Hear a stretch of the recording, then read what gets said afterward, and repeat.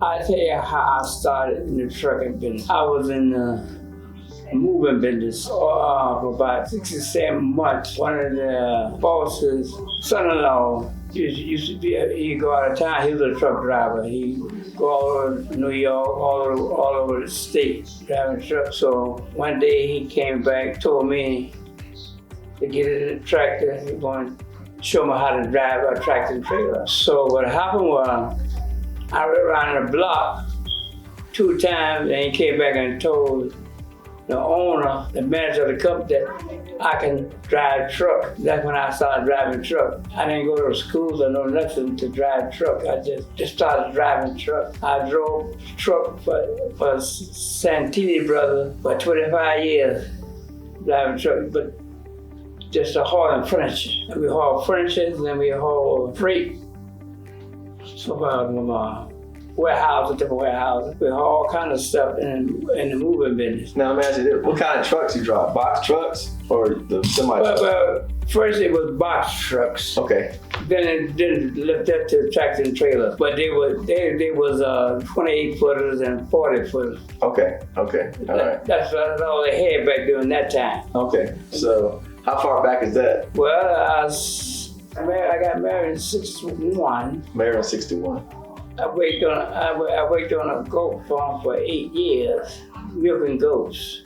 And I started there in 61. Okay, so that put you at 69. Yes, about 69 before I went to work for Pat Solid. Not Pat Solid, but Santini Brothers. Right. And I spent 25 years there driving truck, just in interstate, not out of state, just interstate. Okay. Delivered furniture. So you said that was box trucks, but then you went to, you said 28? Yeah, 29. The box truck was just regular. Because we used to go to each person's house and pack.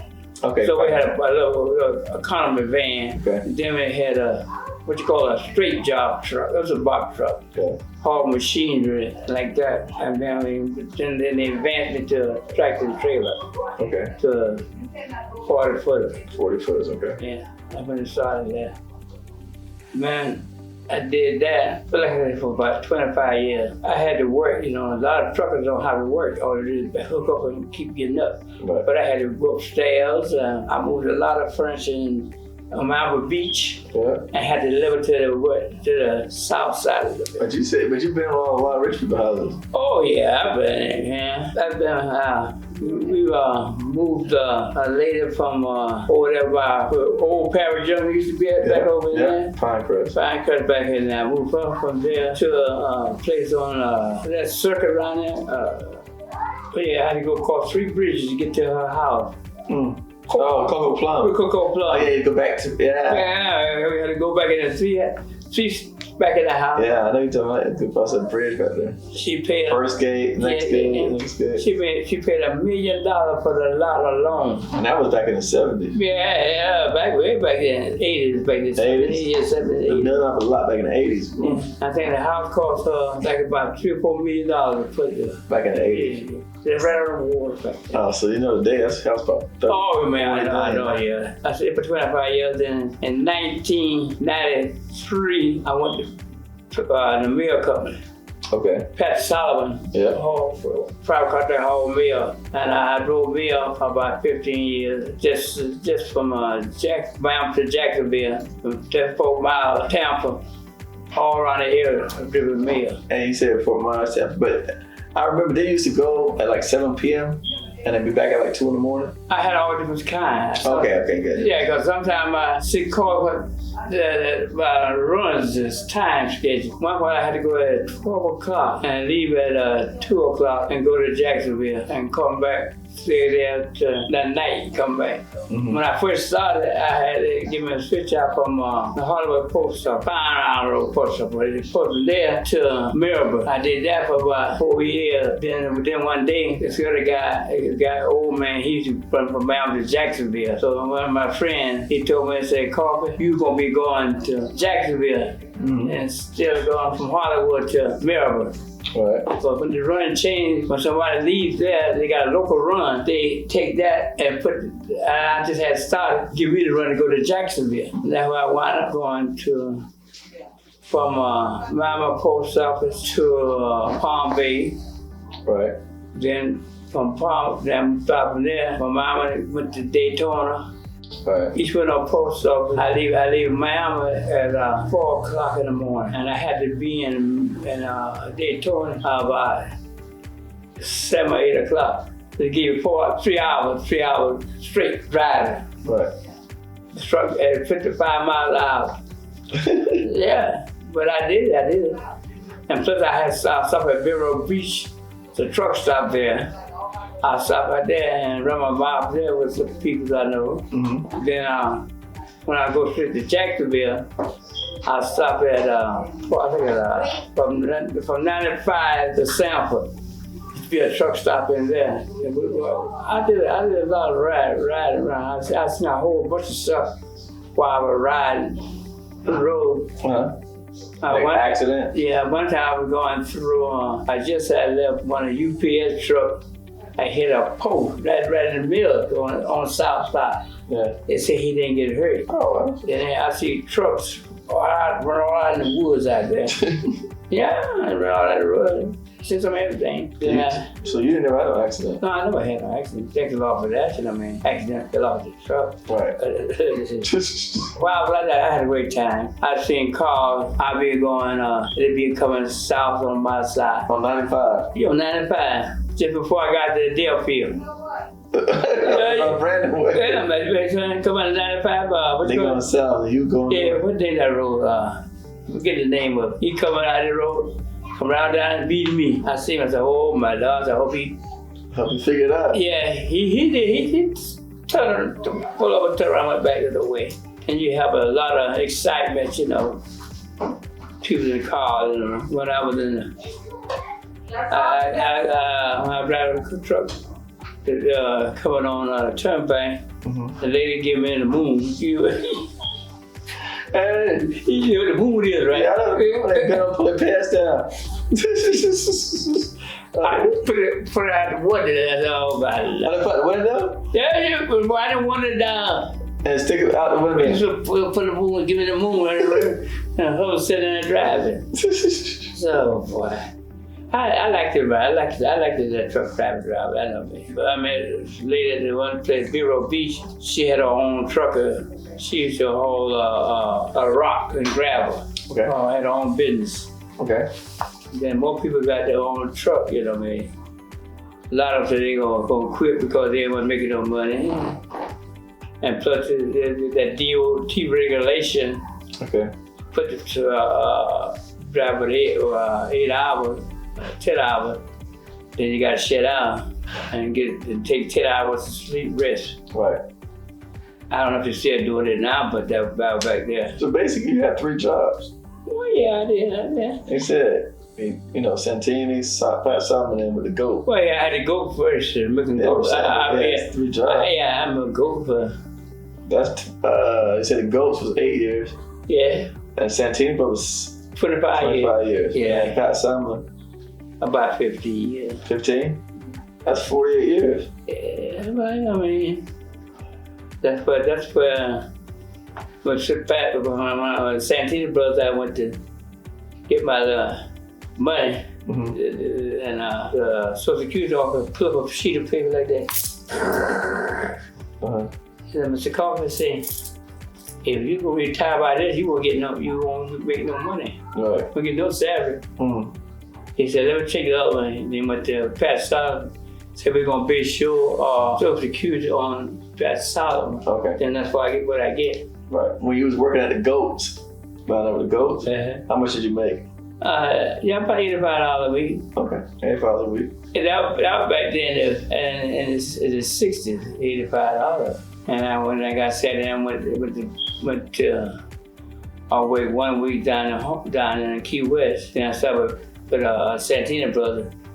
I think I bring home a couple $100 a week. Every 2 weeks I bring about $400 or $500. Okay. But it wasn't money back then. Right. But when I started with Pat Solomon, my first check, I worked 4 days. I brought home $800 Okay. After tax was $500. Yeah, everything was cheaper then. Oh yeah.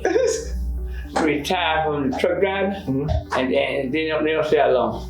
They call me and say, man, I got to go back. Why? Because they bored? Well, yeah, Or they need because money? no, it ain't that. They just so used to Being on the road, be on the road and travel. you get on the CB and they tell you about this, they talk about this. Right, so it's like a community, like a family. Yeah, they tell you what it is. Oh yeah, you had some work, you had some stuff that y'all say about on the road, snakes on the road and stuff like that. Oh, yeah, they're ties. Yeah, but people that don't know that. That was ties. Recaps with them. Yeah. It's a gator. Gator man. A tie.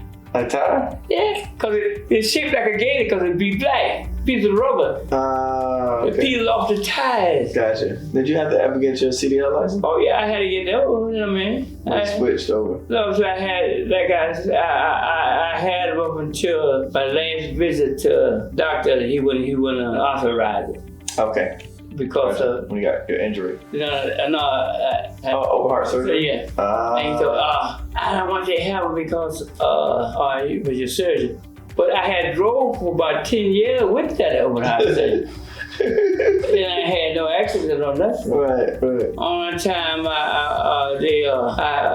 my blood pressure had shot up because I was on this diet. And putting that medication elevates your blood pressure up so high that they put me off the road for about a month.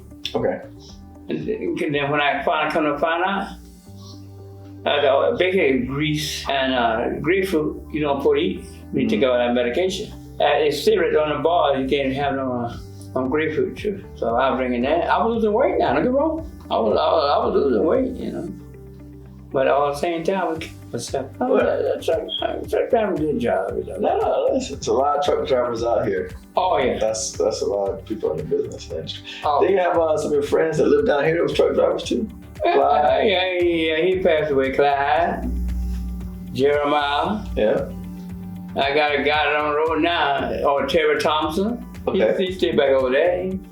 He used to drive a truck with us. Then he went to a different company. They've been with dispatch, but he couldn't stay alone. He said he went back and got his own truck. So he couldn't like this dispatch? You know, he got his own truck, went back and driving trucks again. The last time I seen him, he was driving a truck again. No, he your age? He younger than me, Okay. but he bought John motorcycle. Oh, okay, gotcha. He bought John motorcycle that time. And he said he was riding a motorcycle and the motorcycle fell over and he couldn't get it back up because he got bad legs. I said, man, so why you riding and you got bad legs? He said it took him 2 hours to get it back up. Somebody had to come out and help him. Terry Thompson, he'd been in a hospital when they buried his brother. He couldn't come to the hospital and see his brother. His brother was a truck driver too. His brother owned his own business. Yeah, he was pulled for a different company. Pulled me from here to Orlando. And he was so sick, he was in the hospital. They looked away, he almost died. But he came back out, still driving truck. They said everybody has a book of stickers. Yeah, it's like a notebook. Yeah, like Yeah. it has stickers in it. You got each book got the stickers in it. You turn the page, and you got a log book. And when the DOT man stopped it, your log book got to be up to date, match the hours that you drive in time. How often did the DOT stop you? Not often. Okay. Not very often. Right. No, they don't stop you. Right. And if you go to the scale, they might stop you. They wave you on through. Most of the time, Pat Solomon is going through. Right.